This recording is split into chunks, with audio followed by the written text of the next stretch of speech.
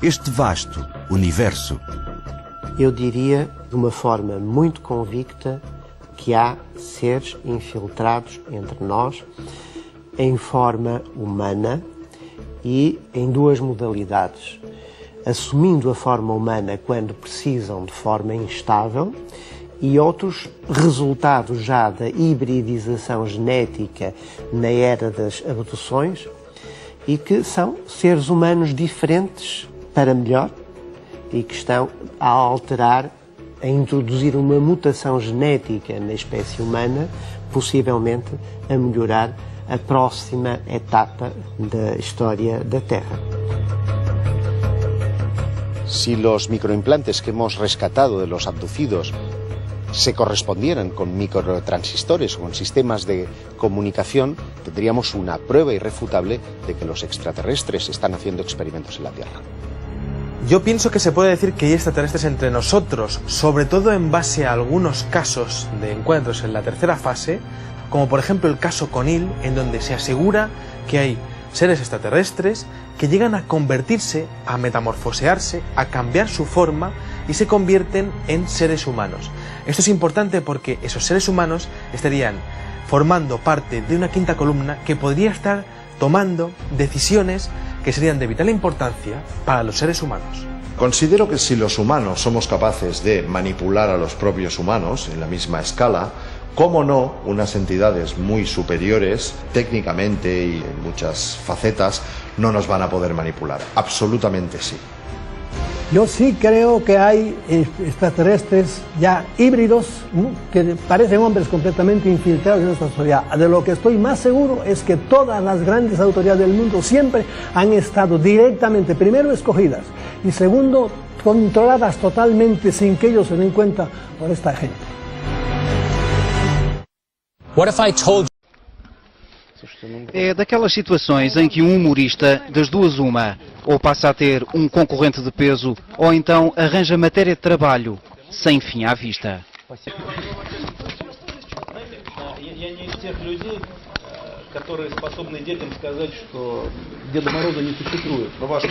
Dmitry Medvedev, primeiro-ministro da Rússia, fez confissões do outro mundo, quando se convenceu que as câmaras estavam desligadas. E quando dizemos que as confissões são do outro mundo, é porque isso é um facto jornalístico.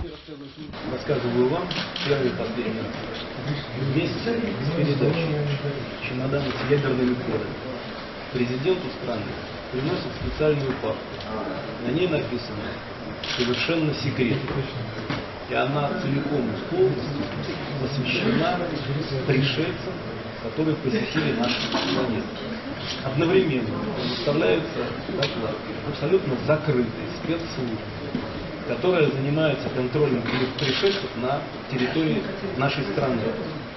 O material jornalístico, humorístico, intimista, o que se lhe quiser chamar, foi imediatamente colocado na internet, fazendo do antigo presidente da Rússia e atual primeiro-ministro uma figura ainda mais popular. Medvedev debate-se com a possibilidade de vir a ser demitido por Vladimir Putin, chefe de Estado, uma demissão que, a acontecer, será seguramente explicada pela revelação dos segredos de Estado, tão verdadeiros como o Pai Natal. I was on the White House for 4 years. I knew how the government operated. General Trudeau knew how the government operated. And the other people I worked with, we were familiar with the government. We were familiar with CIA's operations, State Department. We knew this. We knew the way they operated and who the people were. In fact, I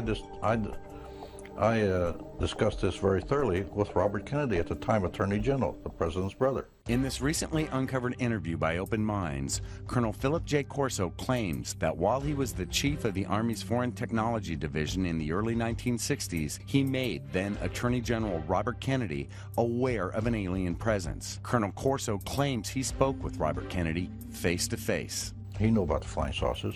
I talked to him about it. I used to meet him when he was Attorney General right in his office. Open Minds researcher Maurizio Baiata conducted the interview in July of 1997. At that time, he was editor of 2 magazines in Italy that dealt with the UFO phenomenon. Corso was in Washington. The Attorney General was in Washington, so it was feasible that whatever delicate information had to go to the Attorney General. Corso, as in person, had to inform, and that was his own duty. What went to Bobby went to the president also. In fact, before I testified when I testified in 1962 on my 4 years at the White House, before I consented to testify, I told him if I get a subpoena, I told him you still can't make me talk if I don't want to. The deal was that Senator Eastland, chairman of the Judiciary Committee, promised me, I told him I will testify under one condition, not that you put it in the files and let it gather dust. Since I take all the risks, I will testify under one condition, that you put this testimony in the hands of the Kennedy brothers. Senator Eastland assured me he'd do it personally, and he did.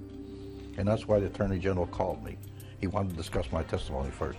To read more on this story, click on the Articles tab at openminds.tv. We will be posting more from this interview in the upcoming weeks.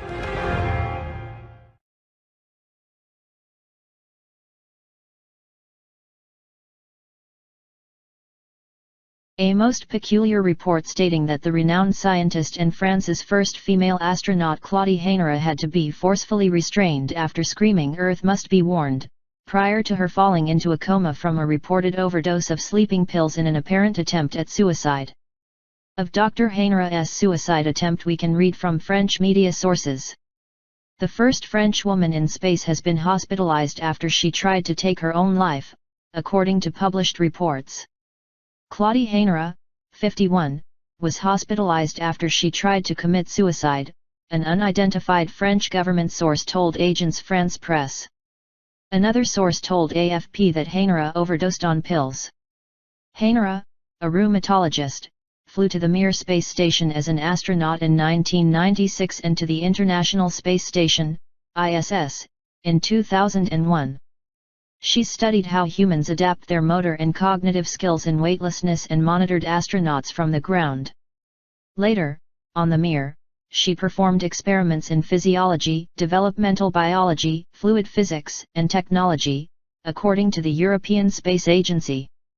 More ominously, these reports continue, was that within hours of Dr. Hainera's alleged suicide attempt her laboratory, where she worked on the forefront of human/alien DNA research, at the world-renowned Pasteur Institute was destroyed by fire, and as we can read as reported by the Associated Press news service. Fire broke out Wednesday in a biology laboratory at the Pasteur Institute in Paris, famed for research on fighting infectious diseases, officials said. No victims were reported, and no sensitive materials or viruses were affected by the fire, which was extinguished by firefighters, an official at the institute said. The official was not authorized to be publicly named according to company policy. The cause of the blaze was unclear. The fire broke out mid-morning in an underground level of one of the buildings in the institute's campus in southern Paris, a lab that conducts research in developmental biology, the official said. Reports on Dr. Hainera state that since her return from space she had become convinced that our Earth had been visited in our historical past by ancient astronauts who had not only had colonized our planet but had genetically engineered the then existing semi-human life forms into our present-day human race. Dr. Hainera's beliefs mirror those of the prominent Israeli writer and researcher Zecharia Sitchin, who it is reported, attributes the creation of the ancient Sumerian culture to the Anunnaki, or Nephilim, a race of aliens from a planet he calls Nibiru, which he believes to be in an elongated, elliptical orbit in the Earth's own solar system. Sitchin asserts that Sumerian mythology reflects this view, though his speculations are entirely discounted by mainstream scientists, historians, and archaeologists, who see many problems with his translations of ancient texts and with his understanding of physics. It is also interesting to note the timing of Dr. Hainera's alleged suicide attempt coming at the exact time that concerns are growing over the growing deployment of global naval forces around the Middle Eastern region believed to have been the location of the ancient Garden of Eden, and which we had reported on in our December 21 report titled "World Shipping Comes to Halt as Global Navies Prepare for Unprecedented Confrontation," and where we had noted that global naval forces currently steaming towards, or already in, the Gulf of Aden include friends and foes alike: the United States, Iran, China, Russia, Germany, Switzerland, European Union, and India. Under what these reports state is the cover story of protecting the shipping lanes of that region from the US-backed pirates operating out of Somalia. Current news from this region are, also, appearing to show that hostilities have already begun between our Earth's defense forces and the Watchers, as like the United States' last attempt to attack these aliens by themselves this past January has, once again, resulted in massive cuts by the Watchers to the many undersea communication cables laying upon the seafloors of this region, which have now isolated large parts of the Middle East and the subcontinent. Equally important to note is that for the first time in centuries, Chinese warships have left their home waters to join the massive international effort to confront what is seen as our Earth's most serious threat ever, and that when attempting to confront an undersea anomaly off the coast of Papua New Guinea, villagers reported a UFO-like craft rapidly ascending from the ocean and streaking skyward, leaving in its aftermath giant swells which have left nearly 32,000 homeless, and which the United Nations is now rushing aid towards. To the catastrophic damage wreaked upon Papua New Guinea, the UN is reporting that the swells destroyed houses, food and water supplies, damaged crops, and led to the loss of gardening tools. To what Dr. Hainera was attempting to warn our world about, it is not to our knowing, other than to point out the obvious conclusion that whatever had caused this most distinguished of scientists to be in such great distress could, indeed, be a prelude of more, and even stranger, events ready to overtake us in the days and months to come.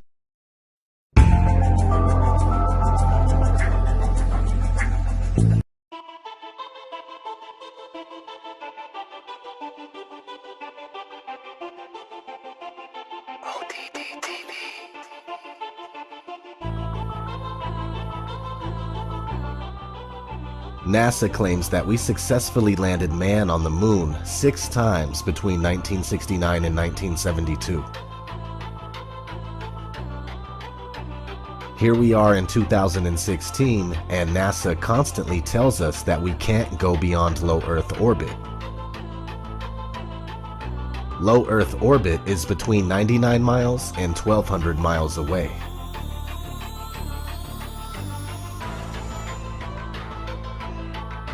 The moon is claimed to be 238,000 miles away. That's a big difference.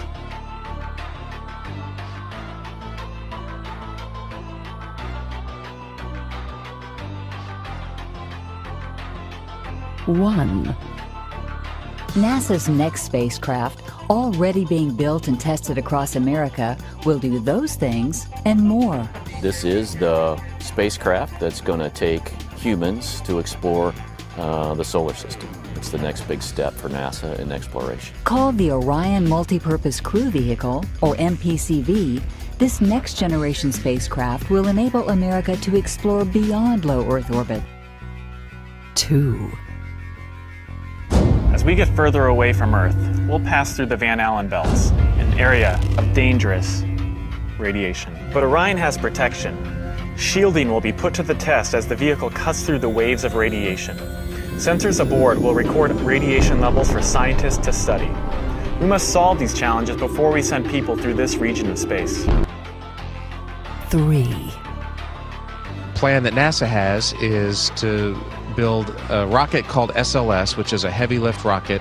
It's something that is much bigger than what we have today, and it will be able to launch the Orion capsule with humans on board, as well as landers or other components to destinations beyond Earth orbit. Right now, we only can fly in Earth orbit. That's the farthest that we can go. And this new system that we're building is going to allow us to go beyond and hopefully take humans into the solar system to explore. So the moon, Mars, asteroids, there's a lot of destinations that we could go to, and we're building these building block components in order to allow us to do that eventually. 4. The kinds of technologies that we're testing out on space station are definitely helping us with our goals of going beyond low Earth orbit. So we have a really robust exploration program at NASA. 5. And unlike the previous program, we are setting a course with specific and achievable milestones. Early in the next decade, a set of crewed flights will test and prove the systems required for exploration beyond low Earth orbit. So how did we send humans to the moon 6 times so early on, but we can't figure it out in 2016? How was it so easy to go to the moon in 1969 using this flimsy lunar module?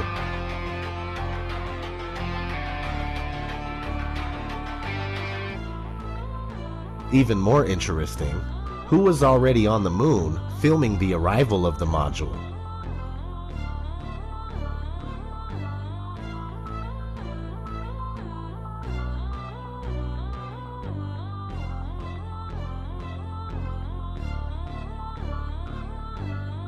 Was it the same person who stayed back on the moon and filmed the departure of the module? Stage push. Mission arm is ascent. Okay, I'm going to get to pro. 99, proceeded. 3, 2, 1. Ignition. Right away, Houston. Vector grid. Ag thought.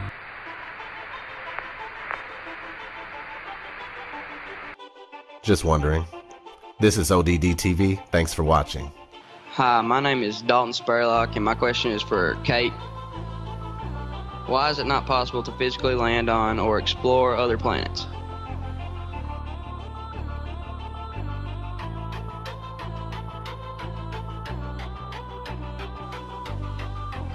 Well, it is physically possible. We've sent humans to the moon. The United States has proven that we can actually land people and a large amount of equipment on another body.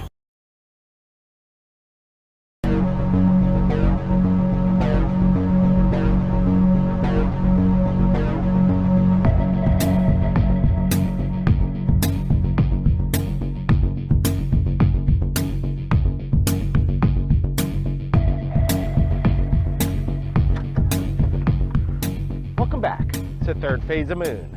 My name is Blake Cousins, and in this episode, we're going to go over, by popular demand, the Alien Human Project Part 2. Dr. Roger Leir and his claims of removing alien implants isn't a doubt. It is scientific fact. Now for this exclusive Part 2, the Alien Human Project. Let's get to it. It's the alien implant doctor, world-renowned. Dr. Leir, when we made Alien Human Project Part 1, it had a global impact. We've had people that came out that never wanted to talk about their experiences, and now, because of the courage that you've put yourself out to get those implants, they now have come forward. What inspired you to continue to do this in the face of all these ridicule? Well, you mean, of course, the fine line that I walk.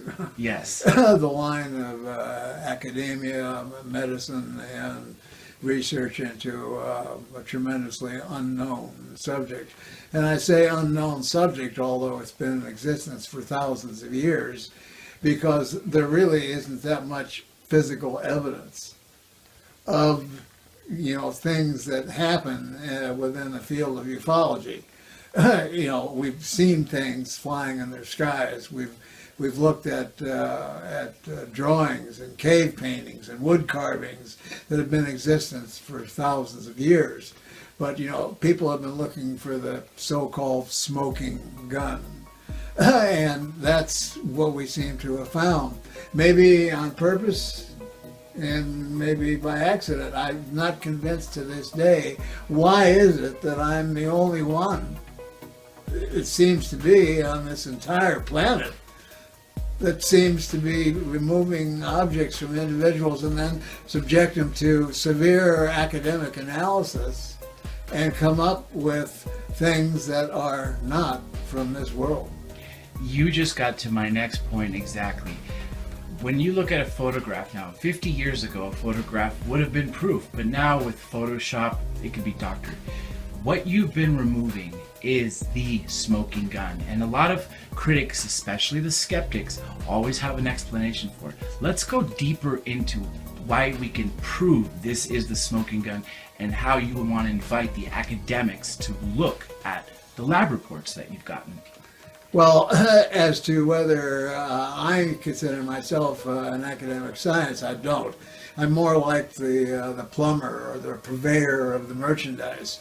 I get it out of the human body, the individual that has it, and then I present it to science, as an ordinary individual. I'm sure they have some respect because of my medical background, but it's the word that comes from them after analysis that they are telling me that these objects contain things like non-terrestrial isotopic ratios, that they contain carbon nanotube structures, which are very complex.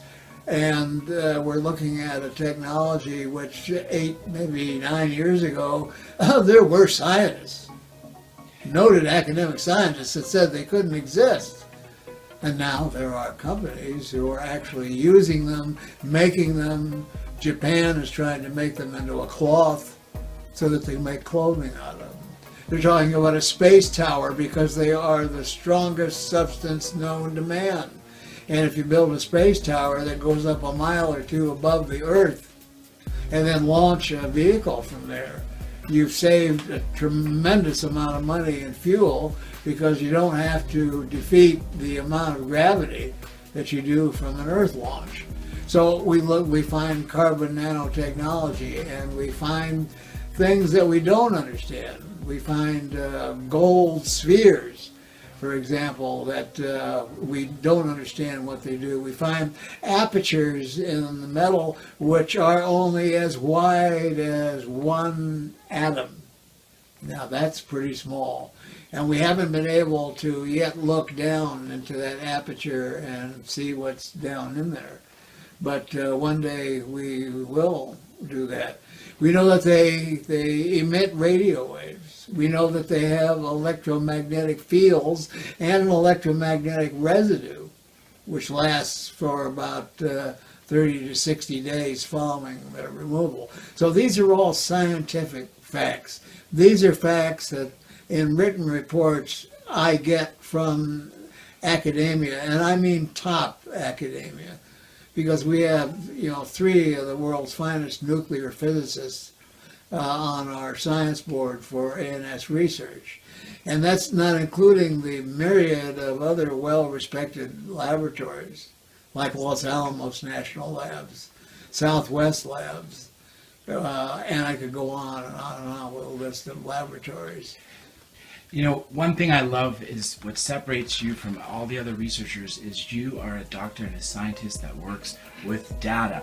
Like you said, you're just a plumber. You pull these out and it's the lab reports that are telling you what this is. So everybody out there who's listening and watching this documentary, request the lab reports. They are available to be read. As a matter of fact, aren't they on your website? Yes, there's a number of different laboratories. The reports are listed on the website.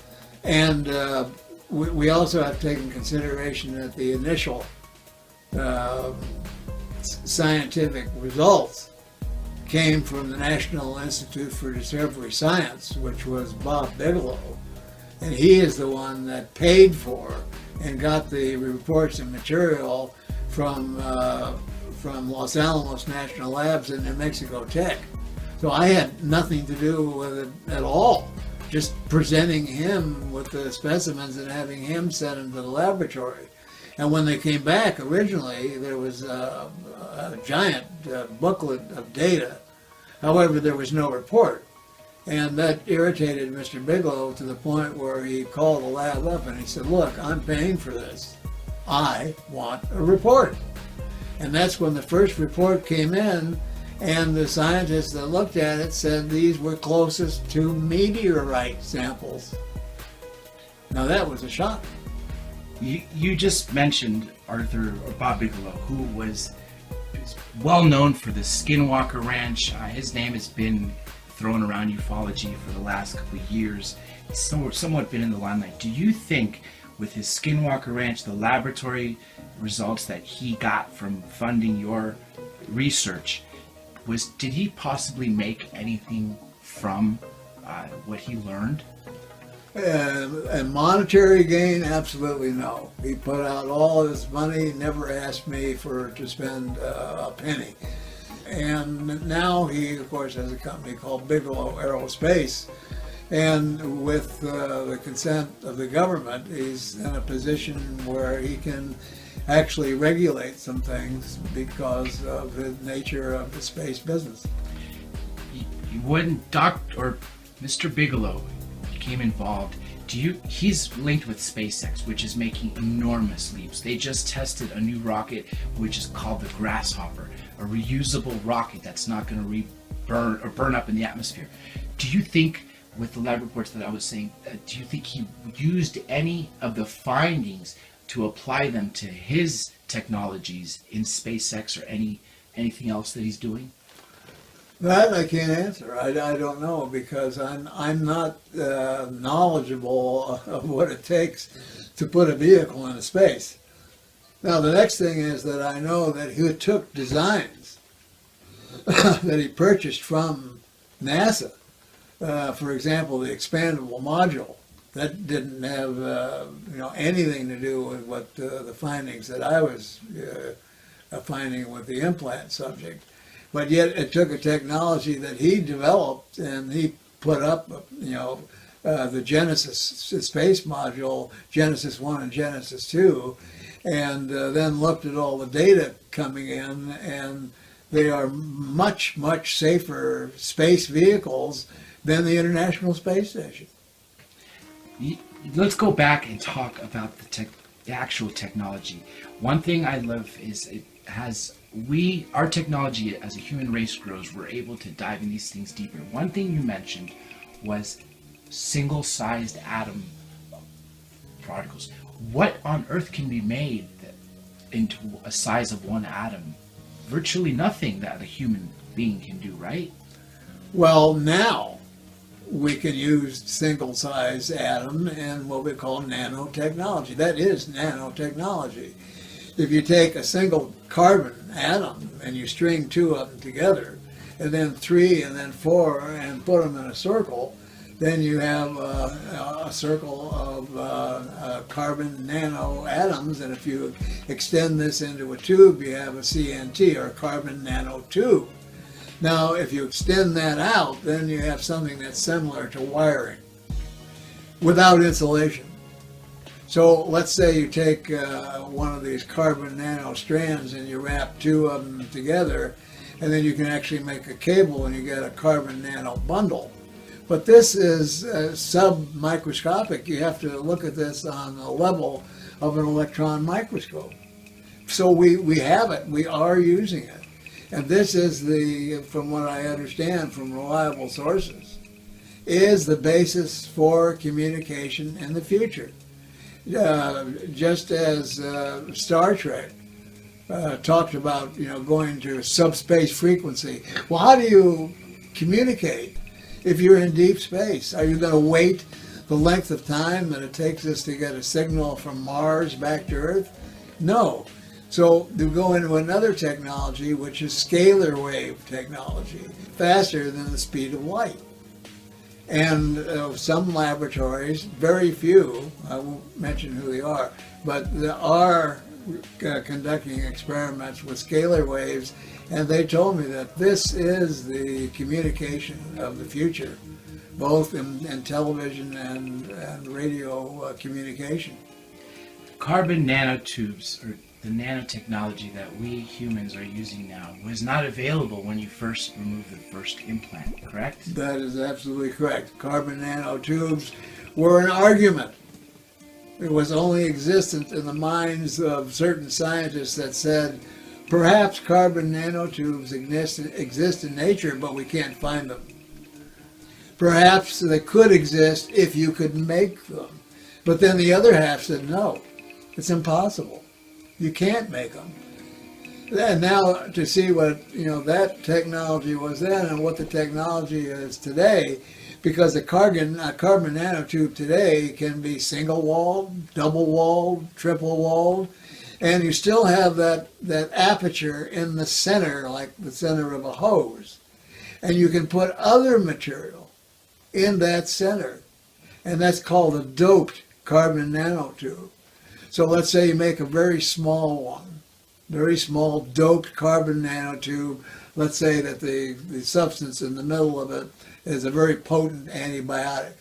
You can give that person an injection of that antibiotic in this carbon nanotube and have the carbon nanotube go directly to the area of the infection, a tumor or something else, or a drug to treat cancer, for example. So the implications of carbon nanotube technology alone are, pardon the pun, out of this world. You mentioned that there were scientists debating on both sides, yet you had something in your possession that was artificially made that contained those. Now, do you think, fast forward to when humans started using things on the nanotechnology level, do you think that it's possible the government may have seen your lab reports and may have used certain labs, you've used that to actually get to us humans using this nanotechnology? Well, the possibility of government looking at my work and copying it, so to speak, or using the things that our scientists have illuminated, I doubt whether that's true, because a lot of this may have gone back to Roswell, back engineering. We're talking about almost 60 some odd years. They've had 60 some odd years, let's say, jump on anything that I ever did. So I'm sure that within the black budget projects, they already know all the stuff that we're learning and trying to present to the public and to industry. Because some say that black budget technology, in compared to academic science, is 100 years ahead. But again, when we were talking about carbon nanotubes, you also mentioned something about gold sphere. Can you expand on that a little bit? These small gold spheres that we find, but we don't know what they do. We also find what are called orthorhombic crystals, and these are crystals composed of sodium chloride. Now, sodium chloride is just ordinary table salt, but the crystals of the salt are random. There's no particular shape. These are a particular rectangular shape and in varying sizes. So they're called orthorhombic sodium chloride crystals. Now, if we think back to the early days of radio, and what did we have? We had a crystal set, and a copper wire and an earphone and a battery, and we were able to get a miraculous radio station through a crystal. Well, crystallography or crystallography, the study of crystals today, still can't explain what happens with the atomic structure inside a crystal that will allow a frequency to be carried and then received. And yet as far as we know. And we've been using that. And we've been using that constantly until we went to a different technology, which was the vacuum tube and then transistor technology.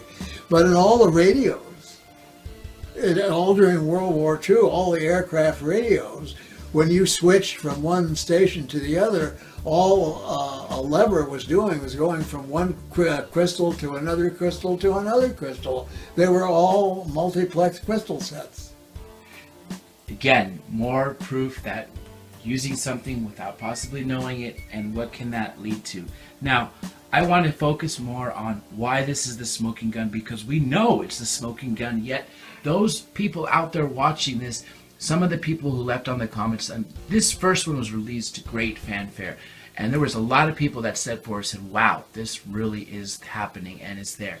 But there still was others who are on the fence. Let's dive deeper into proving to them. We got the lab reports, we see the carbon nanotubes, we see the gold spheres. Let's talk about the radio waves and the electromagnetism results and what else you can tell everybody. Okay, first of all, there's a certain percentage of these that we've removed, that about 70%, that emit a radio wave in the FM band. And when we looked at a classified chart of where these frequencies occur, both in the kilohertz and megahertz range, We know that they are deep space, fixed or mobile deep space frequencies.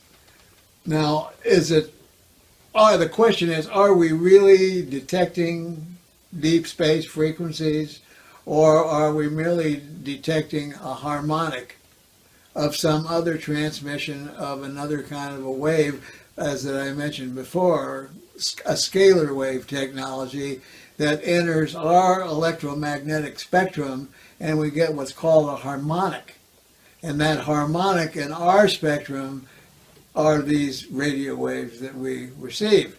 Now, the other possibility, of course, which in today's world you can't deny, is the possibility that a deal has been made between somebody from out there and somebody from here, so that they can gain the same data that somebody from out there is listening to.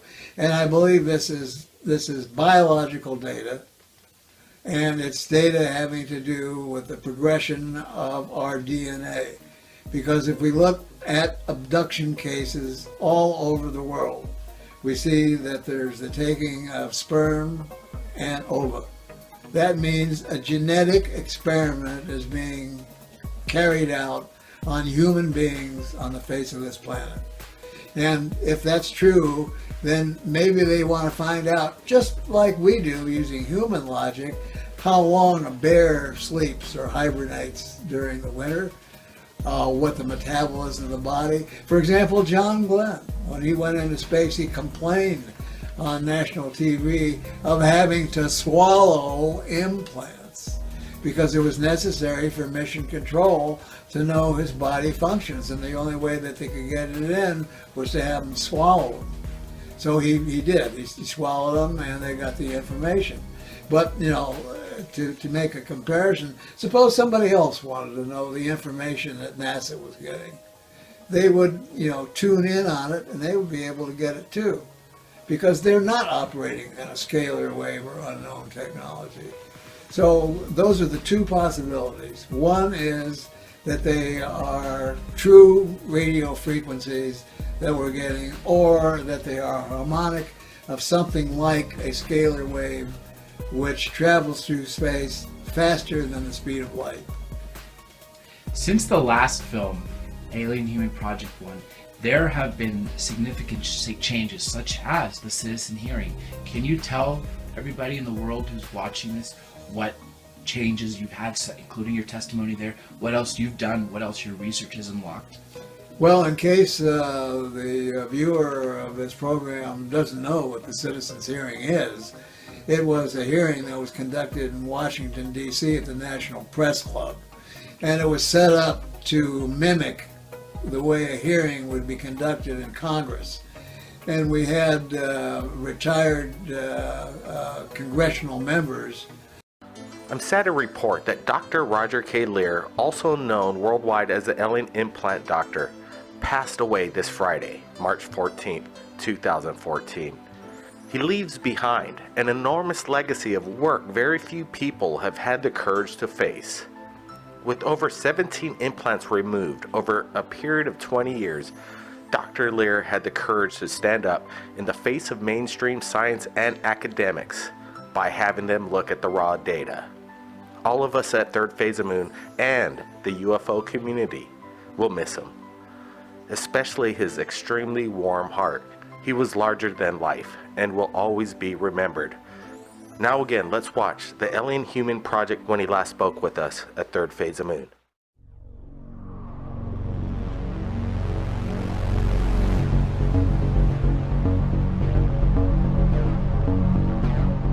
Welcome back to Third Phase of Moon. My name's Blake Cousins. In this groundbreaking documentary, we're going to explore alien abduction and strange implants extracted from people from around the world. Dr. Roger Lear has performed 16 surgeries and has removed 17 implants that are extraterrestrial in origin. We'll show you the objects he's removed and reveal why they are described as a smoking gun that prove that visitors from other planets are routinely visiting Earth and keeping tabs on the inhabitants. Also, we'll be speaking to alien abductees and patients of Dr. Roger Leir who've had alien implants removed from their bodies. 15-year-old Jack Graham will be our special correspondent on location in Los Angeles, asking Dr. Roger Leir the questions, if we are alone in the universe. As one of the most eloquent and intelligent investigators of extraterrestrial life, we'll hear Dr. Leir's observations on why the aliens are interested in our planet and what their plan is for the human race. Now, where in the body do most implants usually come from?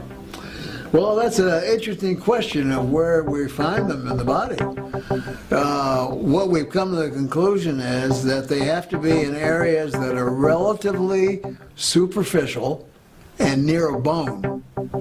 We've never found one in a body cavity such as the thorax or the abdomen or the brain.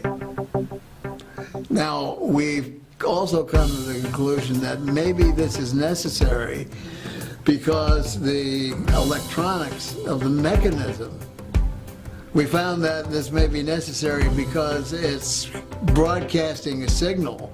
And when you broadcast a signal, at least according to human technology, you have to have an antenna.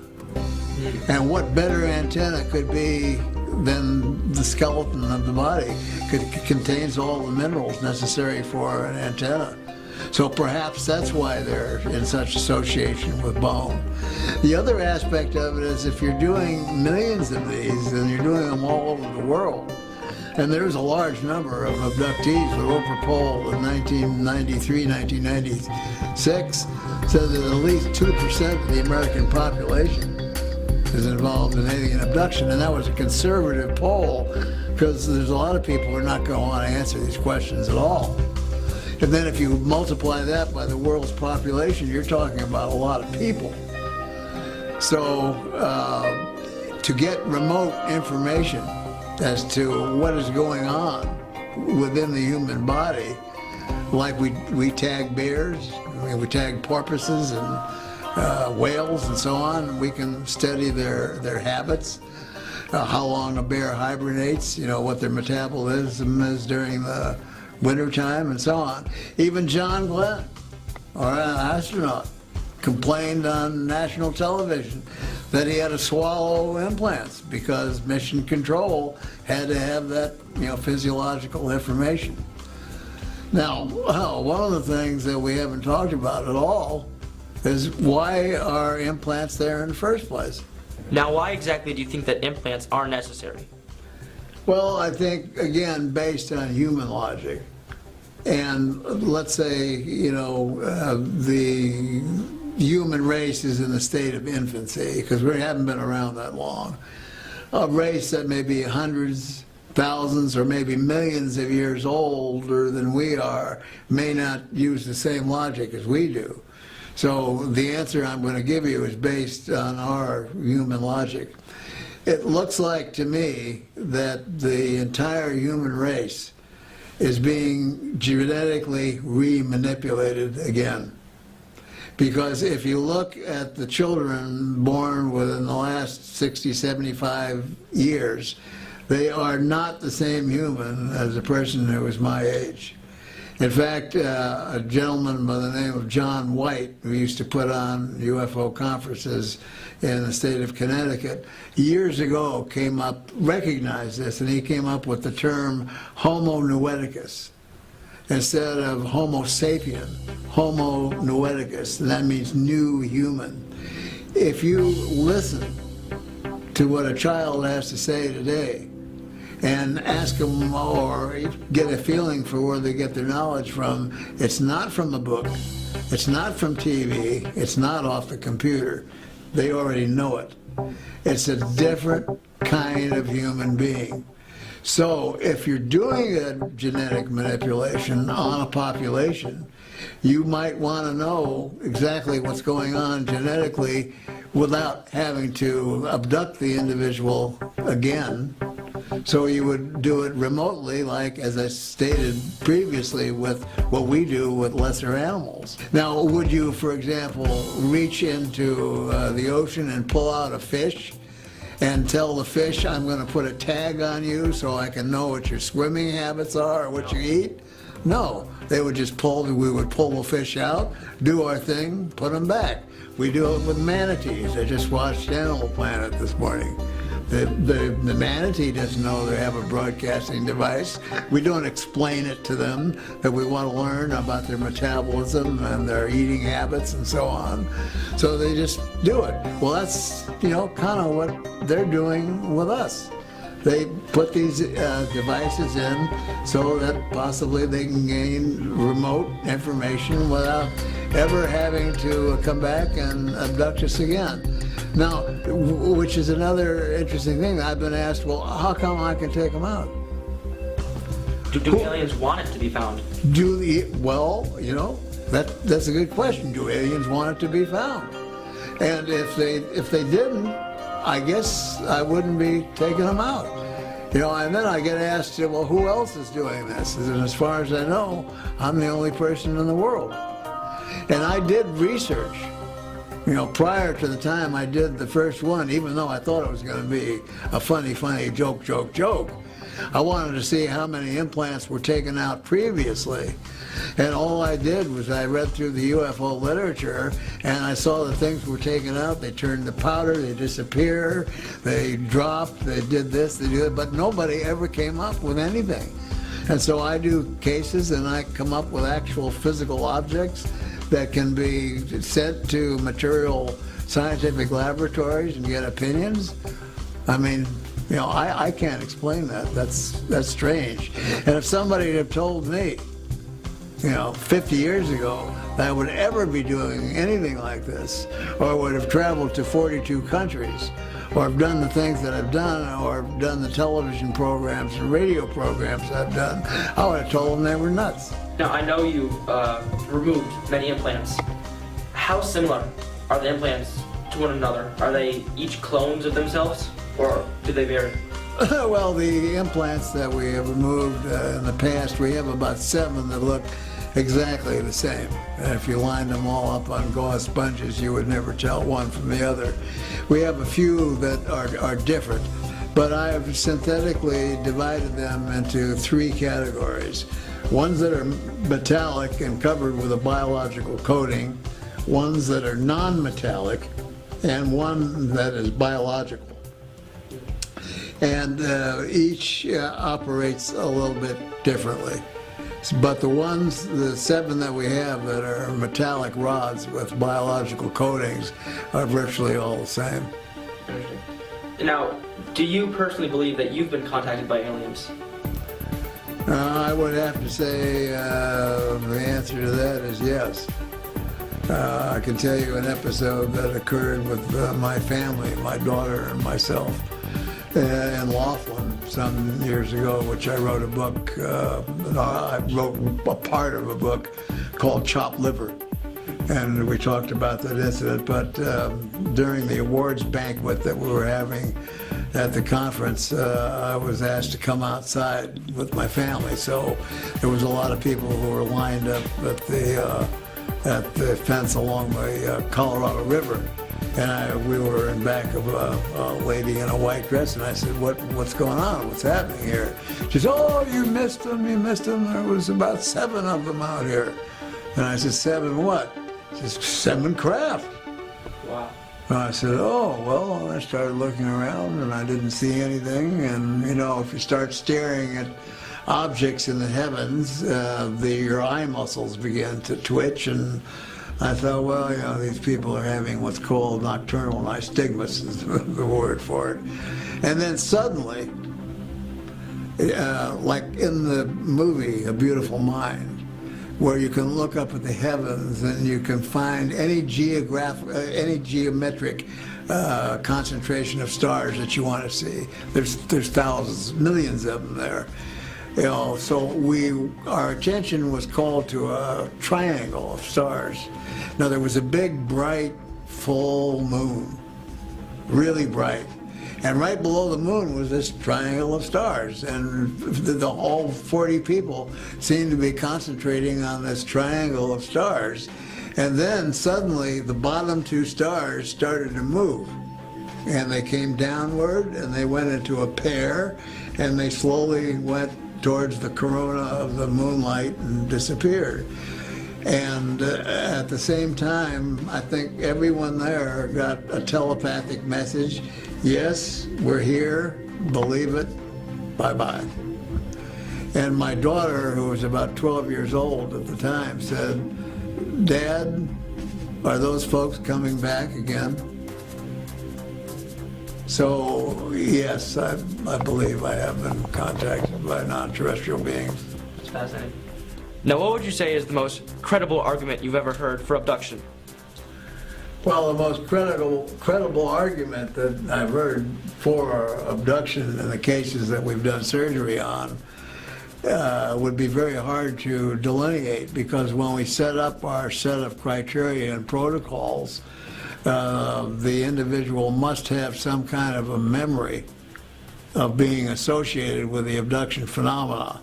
When Bob Bigelow or NIDS decided to take on this responsibility of doing the metallurgy, I had to do some studying so that I could just interpret what they had to say.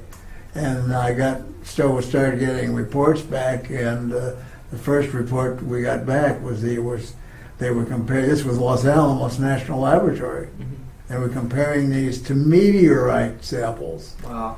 Well, we know somebody didn't step on a meteorite or get one whack through the back of his hand. It wouldn't So it has to come from outer space. Had to come from outer space, and they're calling them meteorite samples. So that was rather mind-blowing. So that was the beginning of the scientific aspect. So I figured, well, if we're going to carry on with this, we better set up some scientific protocols and criteria for doing this kind of work.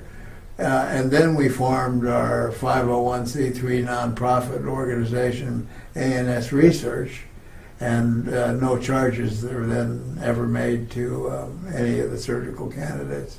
I see. Now, I know, because you've written a lot of books, clearly, people must have heard about them. How many people ask you, can you inspect me and see if I have any alien implants inside my body? Do you get a lot of emails per day? Well, I get a tremendous amount of emails, sometimes 3,500 a day. Wow. And yes, we have now instituted a methodology, a scientific methodology, for looking at the possibilities of whether somebody might have an object in their body. And Steve and I both have equipment that we can go, for example, to a conference. Let's say, tomorrow an alien revealed himself to the general public. How would you say people would react? Would there be mayhem and riots, or how would it go? Well, if the alien presence were known suddenly, one day, for example, I like to use the example of a huge multi-football field alien craft landing on a busy freeway during rush hour. Would there be a panic? The answer is yes, there would be a panic, because people would be on their cell phones calling Caltrans to see how long they were going to have to sit there before that thing got out of the way so they could go back to get home to watch the Lakers game. But see, it just indicates the quality of life that we have here in the United States. Probably the least important thing of an individual who lives in the United States, at least, is extraterrestrial beings. As long as it doesn't interfere with you personally, then it could be fine, or it could be not fine, or who cares? But because that relationship has been made fun of for so many years, well, we don't even take it, the common person doesn't even take it seriously. So the world is changing, and the world has got to finally know the truth.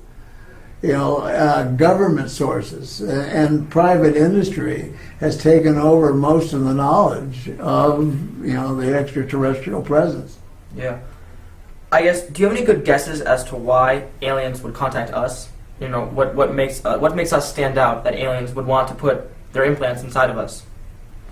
Well, I think in order to understand what the alien approach is to human life on Earth, we have to have a good understanding of our history, which we don't and which nobody seems to care about except a few. But if you go back and you look at ancient history and you look at ancient paintings and wood carvings and so on, even liturgical paintings with Jesus, you're going to look up and you're going to see a typical saucer UFO craft flying around, even back in those days. So, you know, we don't know where we came from. We've been looking for the missing link for year after year after year. Where's the missing link? If we look at the writings of Zachariah Sitchin, the late Zachariah Sitchin just passed away, and he wrote a set of books called The Earth Chronicles. And he says that 435,000 years ago, from another planet in our solar system called Nibiru, the group or race of individuals called the Anunnaki came here, and their head geneticist, whose name was Enki, manipulated what was already here into human beings. Wow. So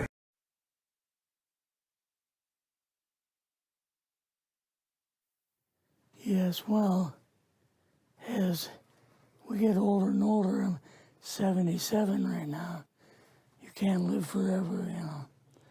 So if this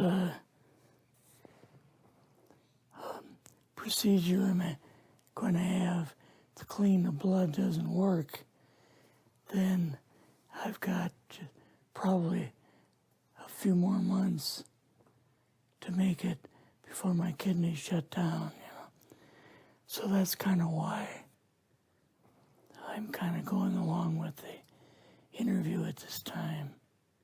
You're seeing that what you went through is just too important for people not to know about. Yeah.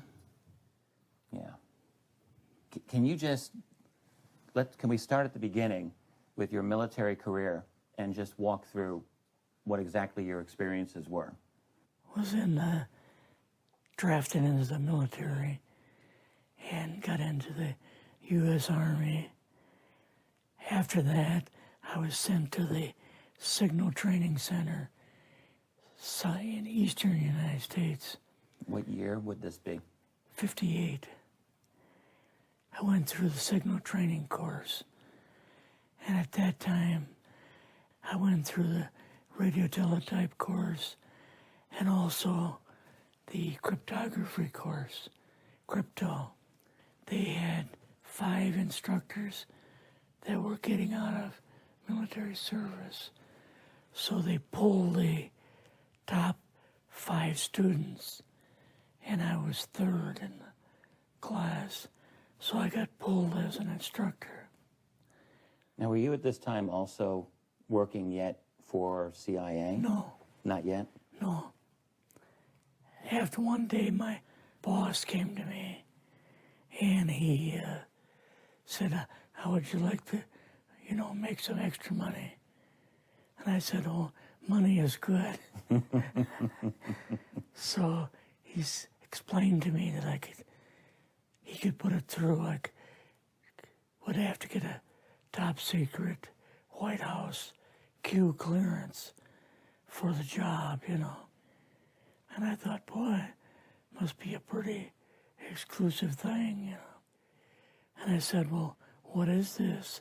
And he said that I'm director for the CIA for Eastern United States, And I said, oh, I didn't know that. And he said, you weren't supposed to. After about 6 weeks, my security clearance came through, and I got my CIA card. It was an ID card, like a credit card, where I could just go up to the door and slice it, walk right in. And my name at that time, I used a artificial name too. Never used my real name. I started working with him on the project he was on. And that was Project Blue Book. which was kind of partially a fraud. You're saying some of the Blue Book cases were completely fictitious? Yes. But the cases that we got came from, I think it was Fort Belvoir, Maryland. Mm-hmm. Fort Belvoir? Yeah. And it didn't come from the Pentagon, or it didn't come from CIA headquarters. But we would get reports about a certain sighting that they had in Mexico or Italy or something like that. And then we had people that would follow through on it, that would go out and interview the people to see if they were nutcases or if it was real, you know. So they'd be going overseas frequently? Yeah, I wasn't, but I always stayed statewide. But the people we had working with us from the CIA would do that. We would get like a new report probably a couple times a week. I was coming into the Army fresh off the farm, you know, so I really didn't have much knowledge of anything, but my boss filled me in on Project Blue Book and what they had found so far, as far as grays and aliens and the Roswell incident. How did you feel when this first got dumped on you? When you first learned about this? I was just kind of overwhelmed with all of this, you know. And I said to him, I don't know if I'm going to be able to be a judge of this type of thing. What's real, what's not, when I don't have much knowledge of it, you know. So... What did he say? He said, well, we have to build the information as we go, and you'll see how this thing is working out. And then the other thing is, of course, you really weren't able to tell family or close friends, obviously. No, I couldn't tell anybody. In fact, I had to take a vow that I wouldn't tell anybody. A lot of it for 40 years, and more of it for 50 years, which is up in 2010. You're doing all this crypto work, you're looking at images, photographs, video. It's 1958, maybe the fall of 58. What happened after this? At that time, the Project Blue Book thing kind of went pot, you know. If you remember, back in those days, they kind of declared it as a nothing, you know. Mm-hmm. Right. And they were telling the world all UFOs are misidentifications, hoaxes, balloons, psychological issues, whatever. Yes. Yeah. So my boss came to me and he says, we've both got a new assignment. And he says, oh, I said, where are we going? Oh, he says, we're going to the Capitol. We're going to be part of the Eisenhower push. He's trying to find out something about all about these aliens that MJ-12 was supposed to find out, but never sent back reports to him. The MJ-12, the UFO control group, were they calling it MJ-12 at that time? Yes. They called us in, went into the Oval Office, and President Eisenhower was there and Nixon, and they said, we called the people in from MJ-12 from Area 51 and S4, but they told us that the government had no jurisdiction over what they were doing. So being a general, past general, you didn't tell them to go to hell without any real good reason, you know. Mm-hmm. So he said, I want you and your boss to fly out there. I want you to give them a personal message. And he says, I want you to tell them, whoever is in charge, tell them that to get in, they have this week, coming week, to get into Washington and to report to me. And if they don't, I'm going to get the 1st Army from Colorado, and we're going to go over, we're going to take the base over. I don't care what kind of classified material you got. We're going to rip this thing apart. Eisenhower was going to invade Yes, Area 51. Yeah, with the 1st Army. So you go out with your superior. Yes. You fly out. You land. What happens? Can you describe this whole process? What you saw? It took us the 13 or 15 miles south to S4 and like different garage door openings. Okay. And in these garage door openings, they had like different saucer crafts. The very first one had the Roswell craft in. It was kind of crashed up, but apparently every alien that was in it died except for a couple. So you see the Roswell craft, and what are some of the others that you see? Well, the Roswell craft was really strange because it looked like real heavy aluminum foil. We could rock next to it, and you could rock it. The whole thing probably weighed 150, 300 pounds. Could they tell what the source of power was of this craft? Yeah, it was like a reverse gravitational thing of some kind.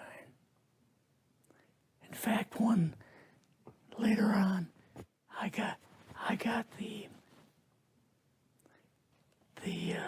mathematical code for reversing gravity in a 3x5 card. I guess there are different types of grays and so on. How did you see that evidence? Well, at the later on at S4, we viewed the autopsy film, and then the colonel said, "What we've got in here is we're interviewing a gray alien." All right, right there. How did you feel at that moment? Well, I thought, boy, we had no idea we were going to see the real thing. All we saw was film. You had to have a little bit of heart racing at that Yes. moment. My boss was able to go in and had like a partial interview with him. So what did this gray alien look like? Could you describe him a little bit? This one looked a little bit oriental.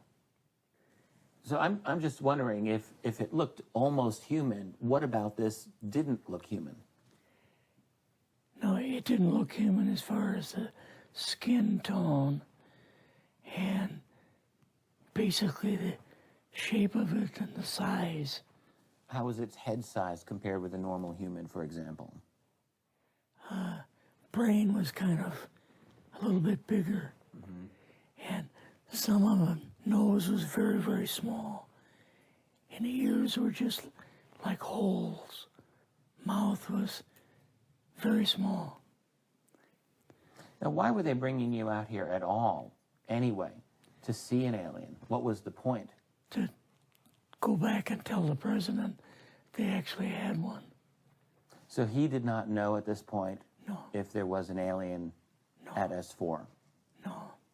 What did you do then at Area? Were you done, or did you have other things to do with Yeah, S4? so basically we were kind of done, went back to Area 51. They took us into the main building, and there we saw a U-2, which of course we didn't know existed. And a model of the SR-71. Yeah, the Blackbird.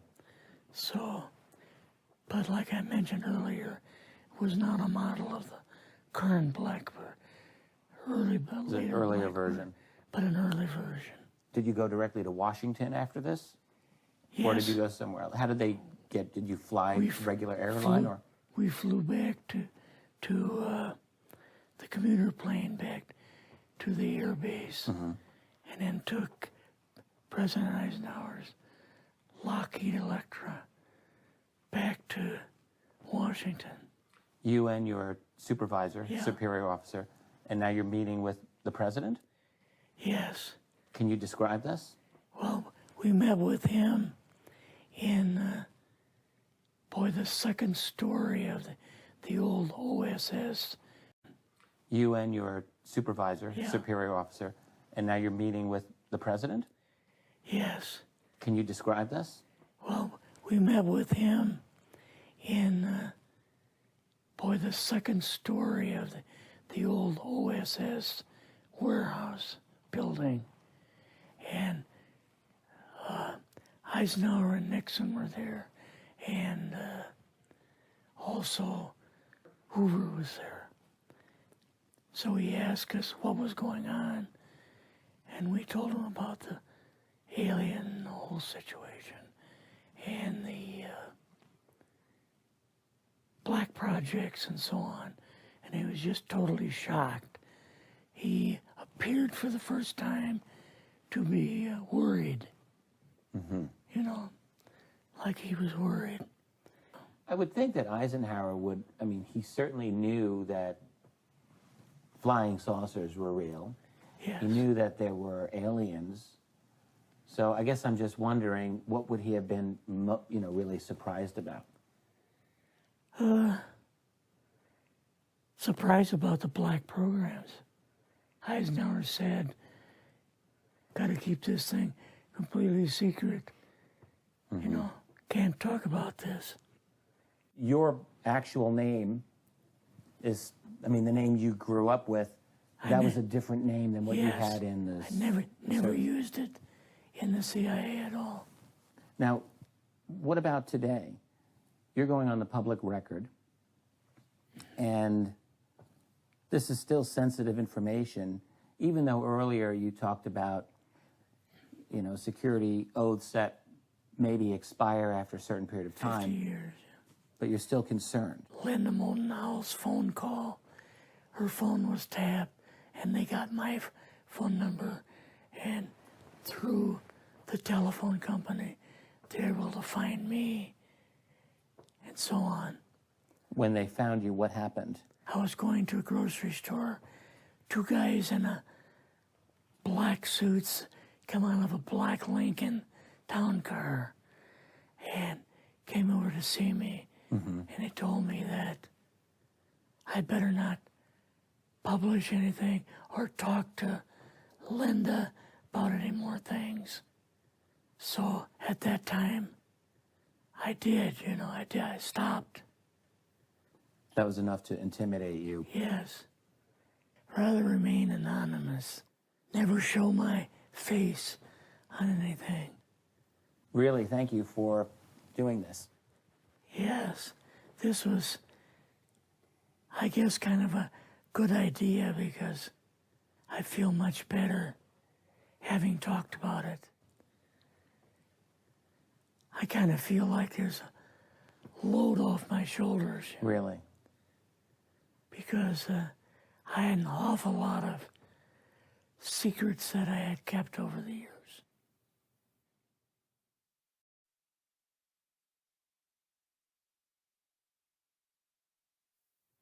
Yes, well, as we get older and older, I'm 77 right now. You can't live forever, So if this procedure I'm going to have to clean the blood doesn't work, then I've got probably a few more months to make it before my kidneys shut down, So that's kind of why I'm kind of going along with the interview at this time. You're seeing that what you went through is just too important for people not to know about. Yeah. Yeah. Can you just, can we start at the beginning with your military career and just walk through what exactly your experiences were? Was drafted into the military and got into the U.S. Army. After that, I was sent to the Signal Training Center in eastern United States. What year would this be? 58. I went through the signal training course. And at that time, I went through the radio teletype course and also the cryptography course, crypto. They had 5 instructors that were getting out of military service. So they pulled the top 5 students, and I was 3rd in the class. So I got pulled as an instructor. Now, were you at this time also working yet for CIA? No. Not yet? No. After one day, my boss came to me, and he said, how would you like to, make some extra money? And I said, oh, money is good.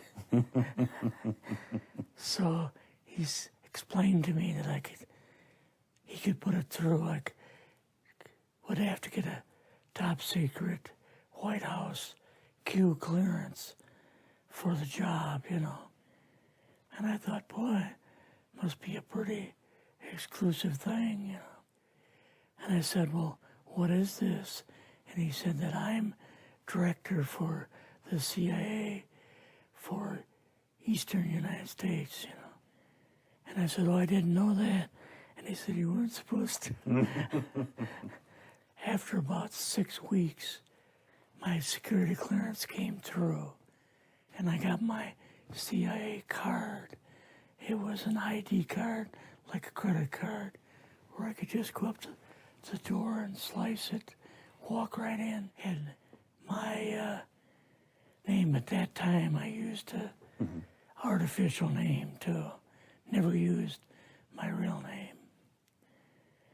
I started working with him on the project he was on, and that was Project Blue Book, which was kind of partially a fraud. You're saying some of the Blue Book cases were completely fictitious? Yes. But the cases that we got came from, I think it was Fort Belvoir, Maryland. Fort Belvoir? Yeah. And it didn't come from the Pentagon, or it didn't come from CIA headquarters. But we would get reports about a certain sighting that they had in Mexico or Italy or something like that. And then we had people that would follow through on it, that would go out and interview the people to see if they were nutcases or if it was real, So they'd be going overseas frequently? I wasn't, but I always stayed statewide. But the people we had working with us from the CIA would do that. We would get like a new report probably a couple times a week.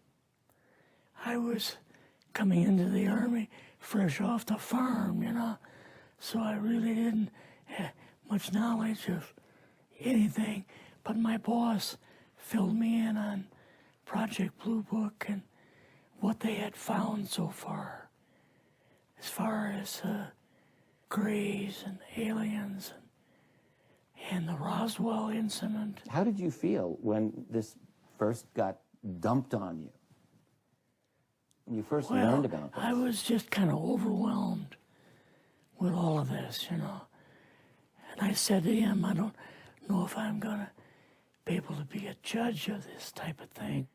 What's real, what's not, when I don't have much knowledge of it, So... What did he say? He said, well, we have to build the information as we go, and you'll see how this thing is working out.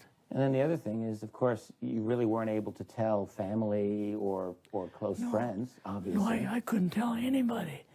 In fact, I had to take a vow that I wouldn't tell anybody. A lot of it for 40 years and more of it for 50 years, which is up in 2010. You're doing all this crypto work. You're looking at images, photographs, video. It's 1958, maybe the fall of 58.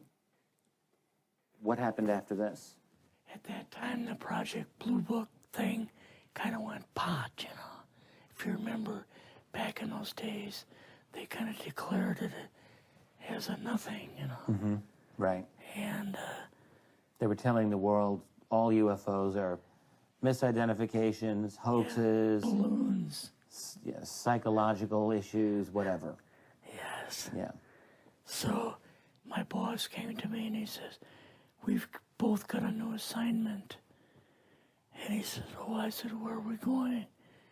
Oh, he says, we're going to the Capitol. We're going to be part of the Eisenhower push.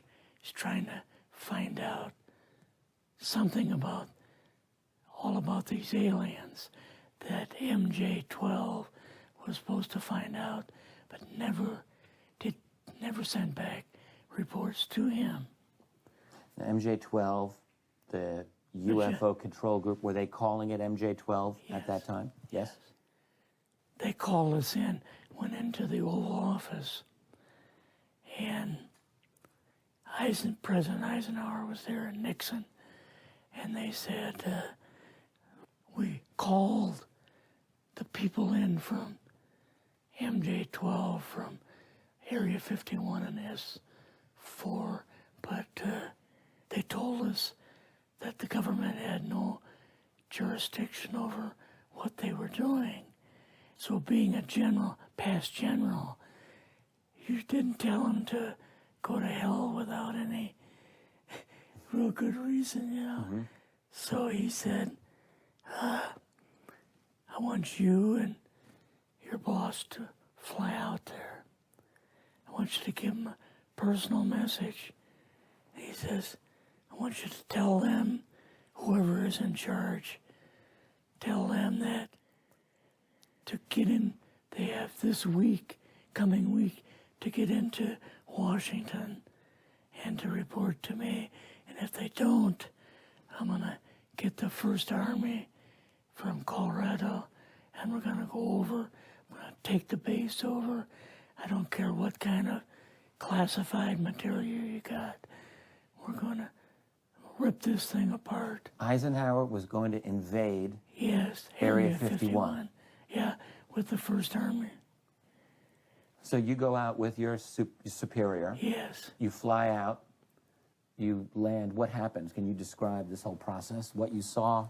They took us the 13 or 15 miles south to S4 and like different garage door openings. Okay.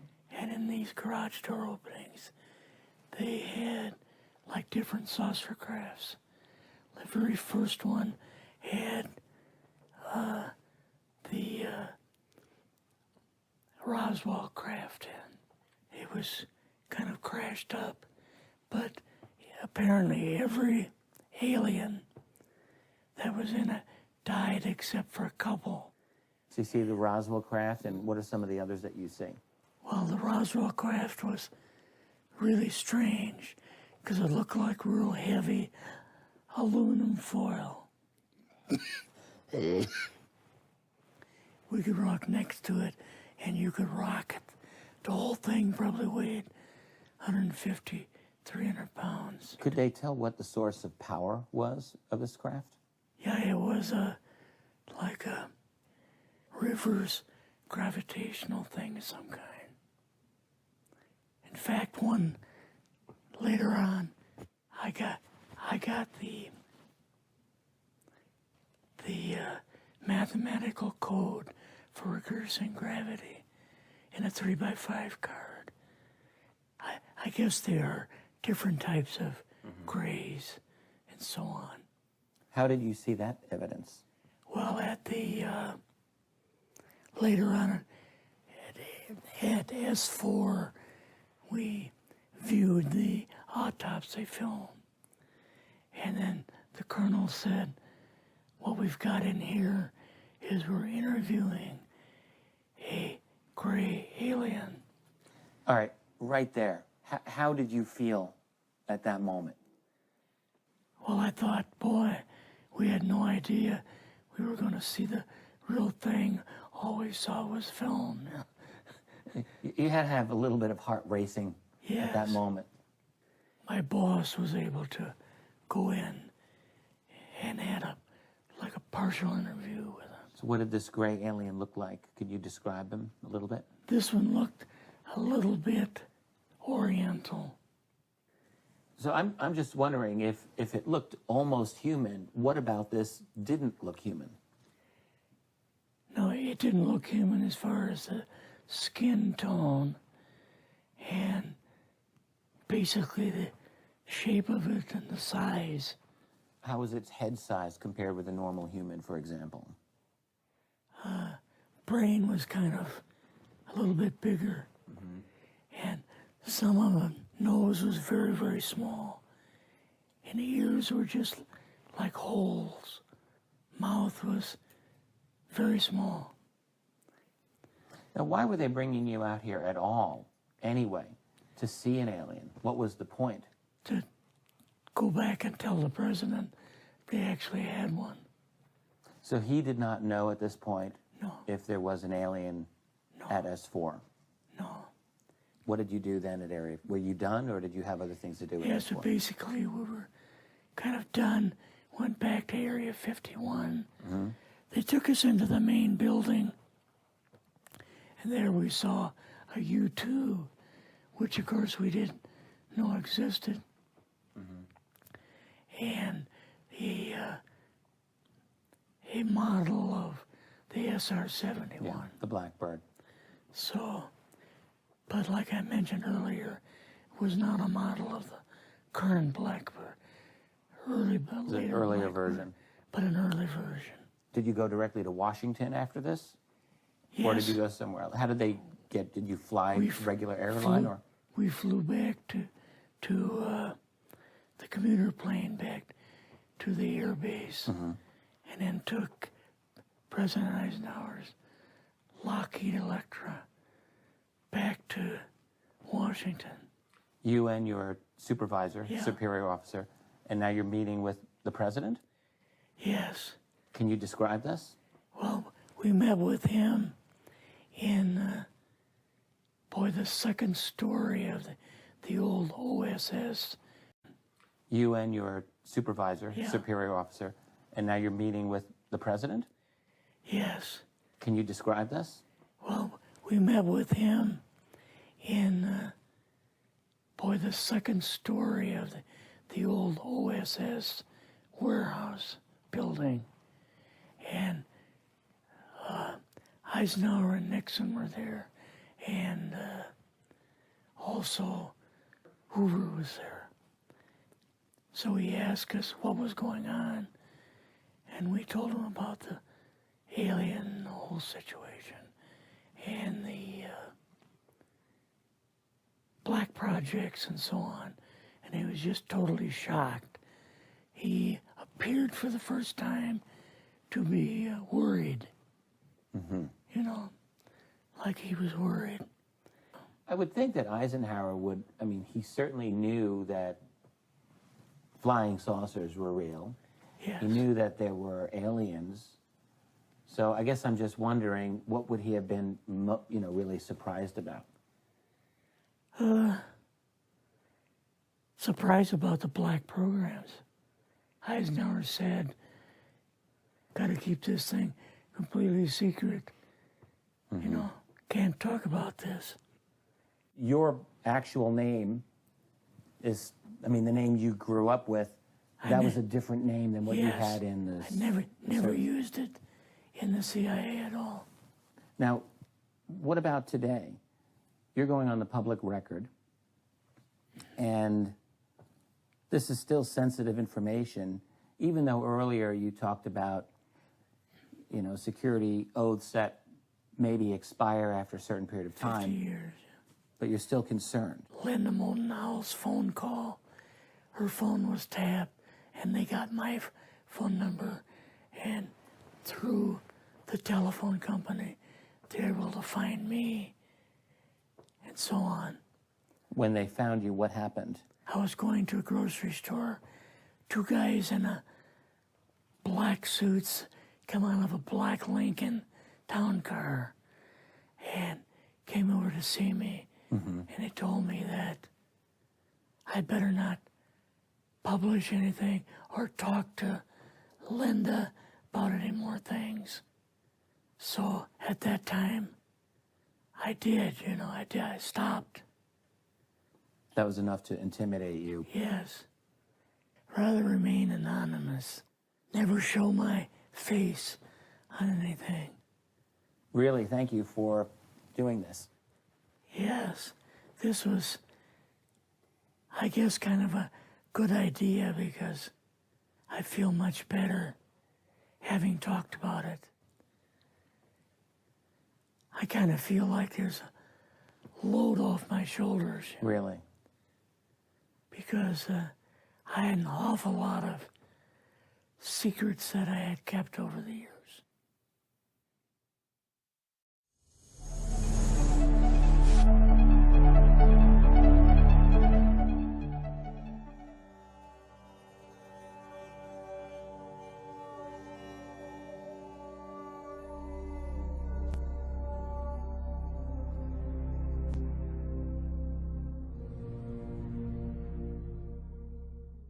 A lot of friends in the Air Force. I won't criticize my friends. But the superior, their PSYOPs, I will criticize. Why do they do this? It's beyond my comprehension. They don't have to do this. The people want to know the truth. The young kids want to know the truth. Give them the truth. So that's the answer. These are another intelligence. They're ahead of us. They've proven it. And only one simple reason. They can fly in space and we can't. So it boils down to that simple. How are you going to overcome that? We don't know anything about how. So we got to start with what we know. The little we know is the greatest gift they gave us, not the hardware.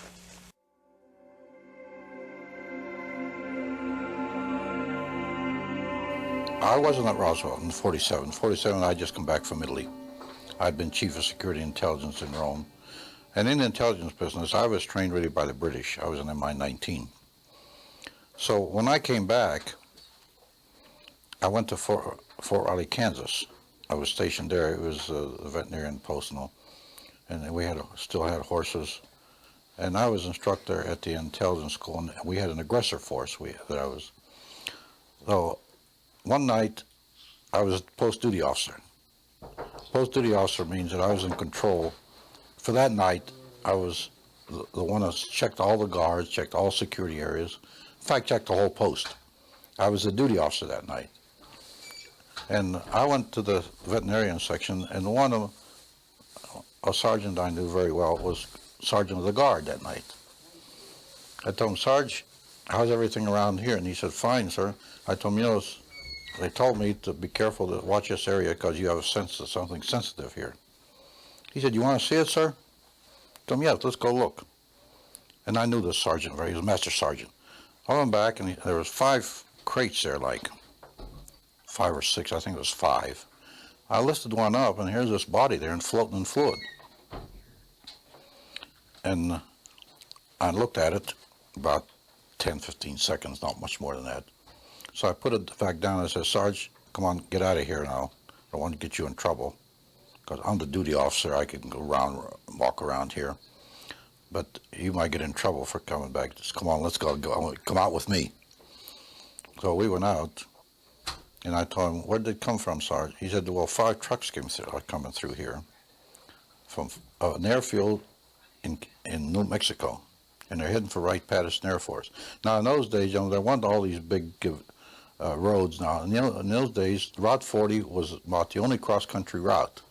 And the route that they took was Route 40, going through Fort Riley, Kansas, and then up to Wright-Patterson Air Force. And I told him, well, stay away from her, Sergeant. I don't want you to get in any trouble. I told him, I can walk around and see it. So, and I started to figure, what was that? First, I thought it was a child, because it was small.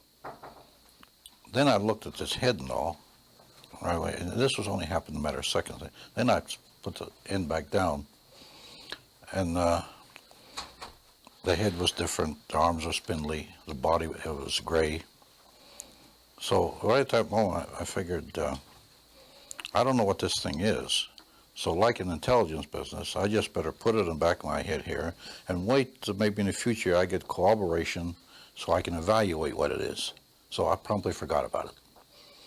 10 years later, I was down there, commanded the range in New Mexico, in White Sands, the Army missile firing range, in northern, right near Trinity site, my headquarters was.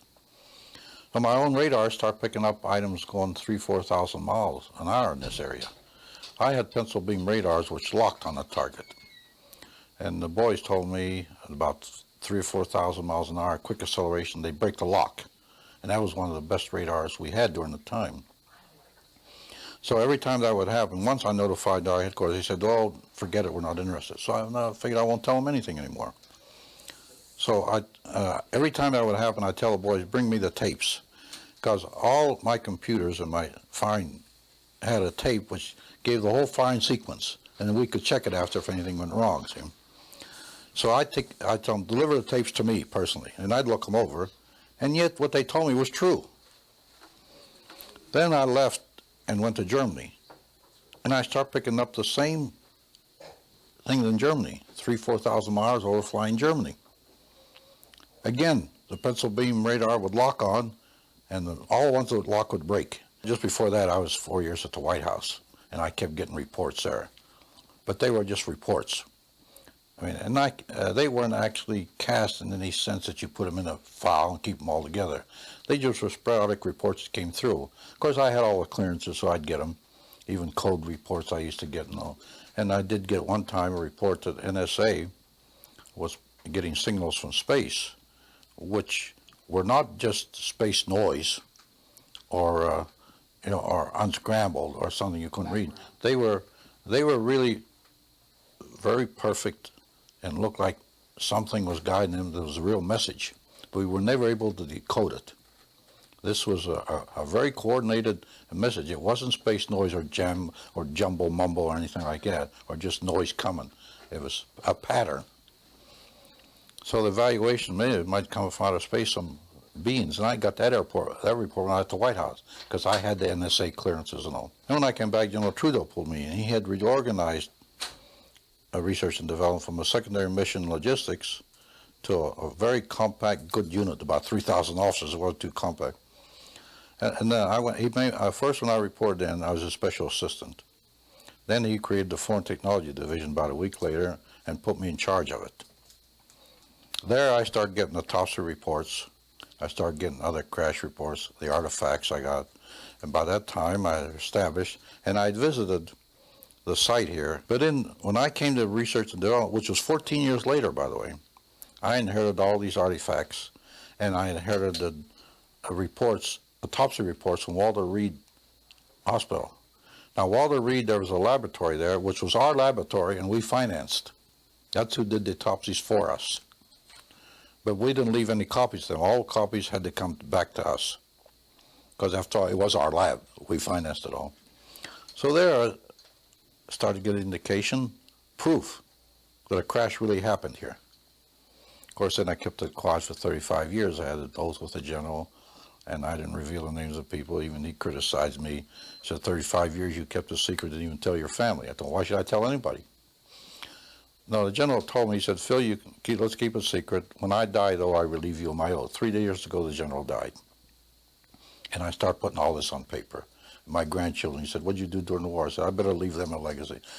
Really, I had no intention of ever writing a book, being in the military like that.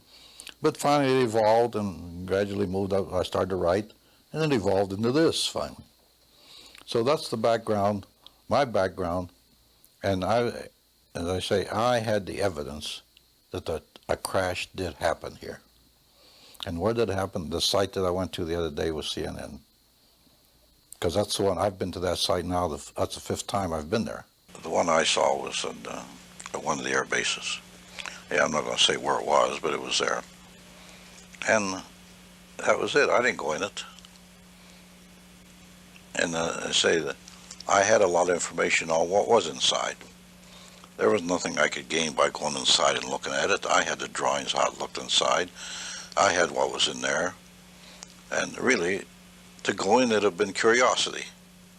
And in those days, I didn't have the time for your curiosity. Wilbur Smith is really the man that first put in my mind when nuclear binding coming apart on things. And he was a magnetic, really, he was a genius, and the Canadian government really treated him bad. And then I was supposed to go to his laboratory visiting because the general told me when it was on. The general told him, Smith, he said, Colonel, I have a lot to talk about. I'll let the Colonel come up and visit you at your lab on Mayber on Lake Ontario. Well, I put it off. In 1962, I decided to go up. I called up, and they told me Mr. Smith died of cancer, and I never really got to go to his laboratory. But he gave us a piece of metal that he took from a flying saucer. You exchanged, didn't you? We exchanged, and he brought ours back later.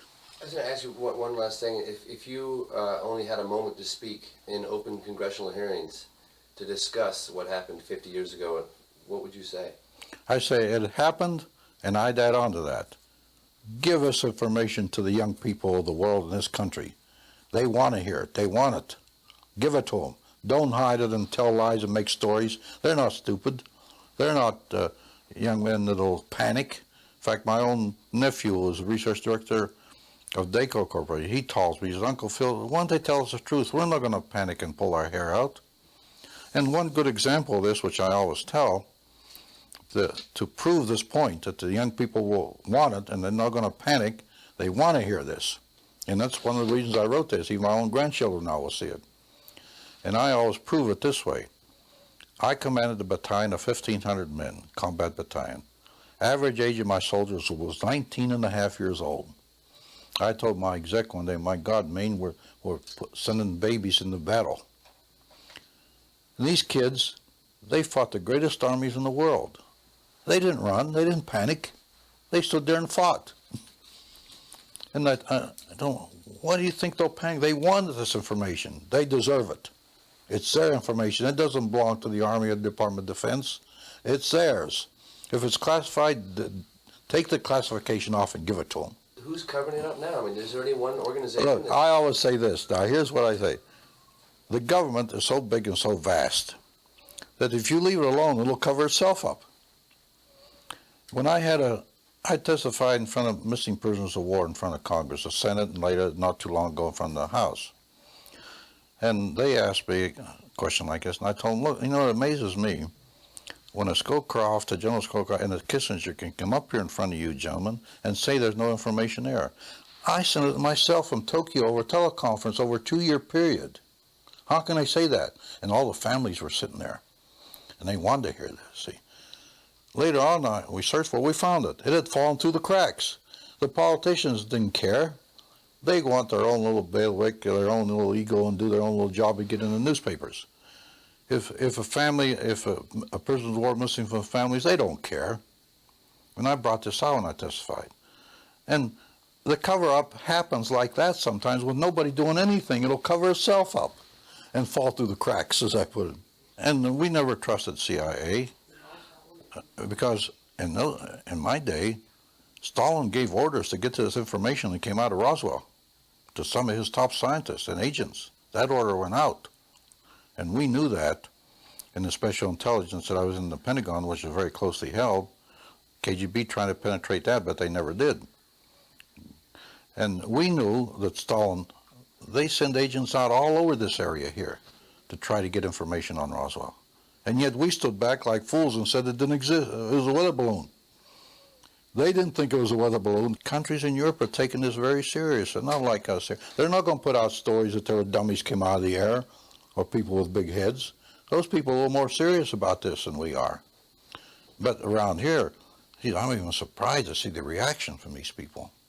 Because somebody like me has never been out like this, and after being in the military, you don't go out and give interviews and write books and things like that. Because when we gave the information out, we gave it out and insisted they take the patents.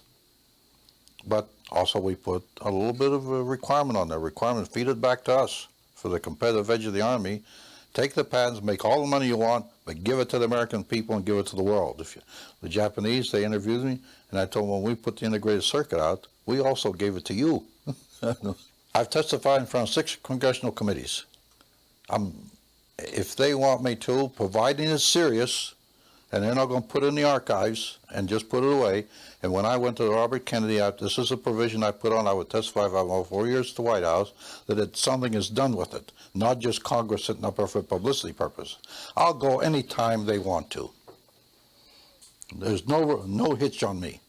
And I'll tell them anything they want, providing they're serious. I won't go up there to help a senator or congressman get elected. Look, there's a lot of stupidity involved, let's face it. Maybe mine was a little stupidity. I kept it quiet so long, but I had an oath with the general that I wasn't going to talk till he died 3 years ago. And also other people involved. And like I told you before, I don't reveal them unless they want to come forward themselves. There's enough electromagnetism in this world where it can draw. So the extraterrestrial, he's a little different. He's composed in a way of cells also, like humans are. This structure has some metallic surroundings that have to survive in space, from debris in space, which keeps striking it constantly. It'll knock holes in it. So there's a little different strength there that will last a few more years. It is really almost a biological type of biological structure because the extraterrestrial fits in it, but made with a little more strength that's needed in the extra. Remember, these cloners that made these things made them in a way where they would fit in what they wanted them to fit in. The ship itself is maybe a biological type structure because of the cell and the atom structure, but it's all created with more strength because it has to resist more. This being is protected in a way. Now, when this being comes in this world, he will wear a suit, skin-tight suit, which we found. His skin is atomically aligned, and his suit is atomically aligned.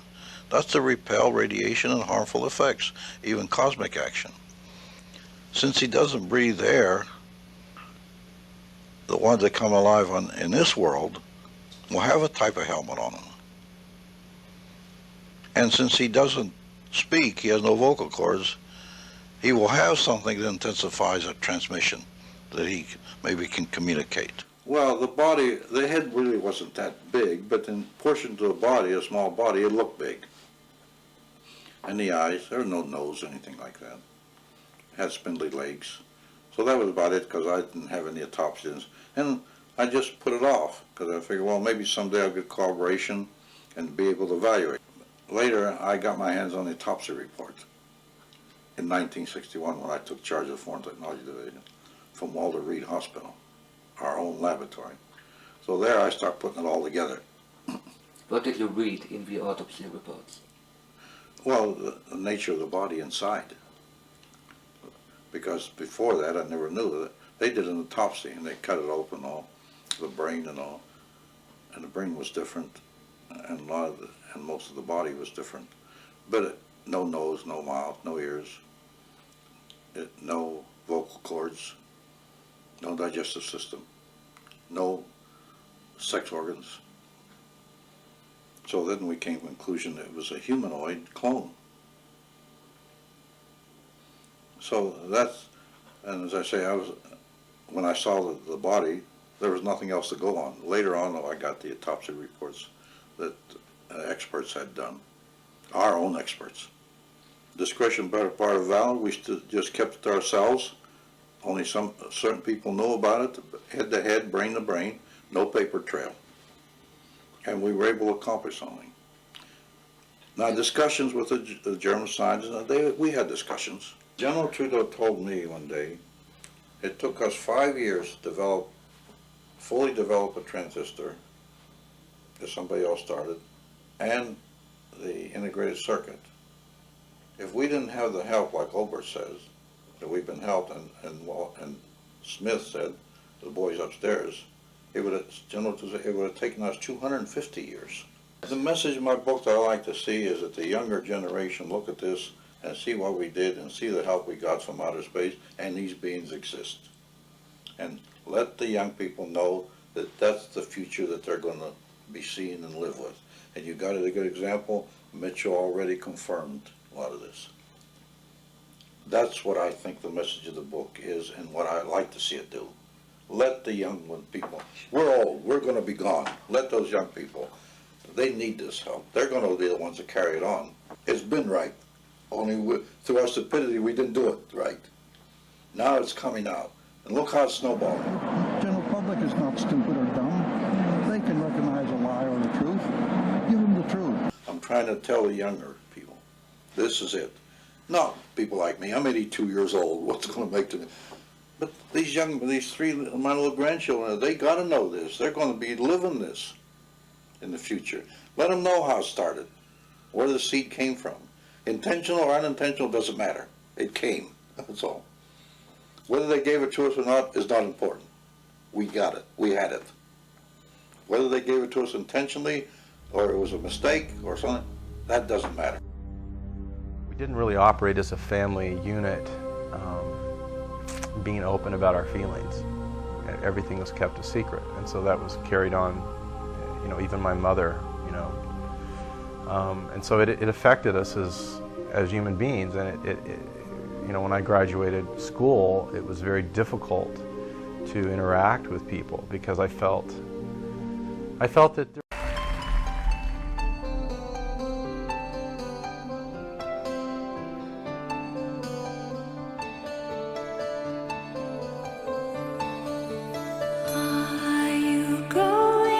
Scarborough Fair, parsley.